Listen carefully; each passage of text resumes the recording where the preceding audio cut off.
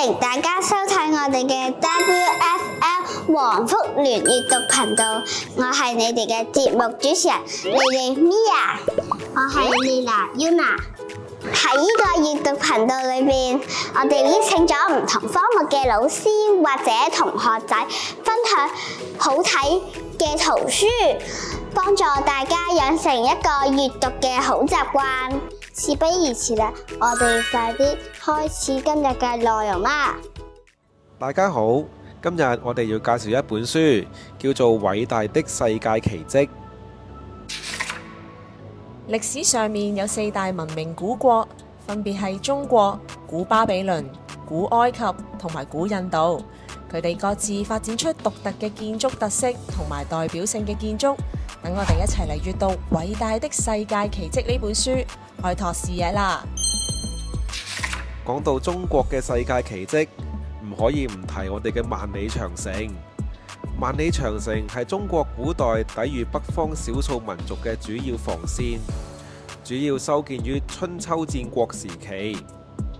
秦始皇統一天下之後，開始大規模咁樣修建長城，從東到西延綿萬華里，故此有萬里長城之稱。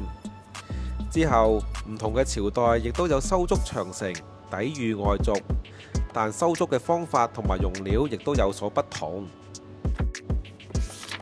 中國另一個世界奇蹟一定係兵馬俑。兵馬俑係秦始皇陵裏面嘅陪葬坑。古代嘅中國有人殉制度，主人死咗之後，佢嘅奴隸、臣妾等等都要跟住陪葬。秦始皇採納咗丞相李斯嘅建議，用陶俑替代活人隨葬，建立咗一支地下嘅御林軍，守護佢嘅陵寢。去到1974年，當地嘅農民喺打井嘅時候，無意中發掘咗一啲嘅陶俑碎片，及後再發現咗大量嘅士兵陶俑，震驚全世界。喺1978年，兵馬俑更加被譽為世界8大奇蹟。而故宮則係我哋中國明清兩代嘅皇家宮殿，原名紫禁城。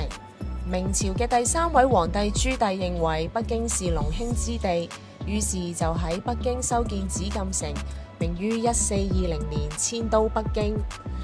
故宮佔地72萬平方米，有大小宮殿70多座，房間8704間。即使一日住一間啊，都要住20幾年啊！故宮居住過24位皇帝，第一位係明朝嘅朱棣，而最後一位就係清朝宣統皇帝溥儀。除咗頭先我哋講嘅建築之外，埃及、印度等嘅國家都有唔同嘅代表建築。埃及就有金字塔群，而印度嘅代表就一定係泰姬陵啦。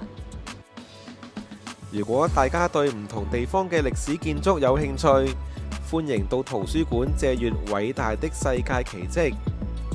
而《漫遊世界文化遺產》、《有趣的世界首都》呢兩本書呢，都有唔少歷史文化嘅知識，歡迎大家去到圖書館借閱啦。唔知大家中唔中意今日閱讀頻道嘅圖書呢？我就覺得好有趣啦！家姐咁就啱啦，等我約你今日小息去學校圖書館借書啦。好啊，我哋同觀眾講聲拜拜，我哋下條片見，拜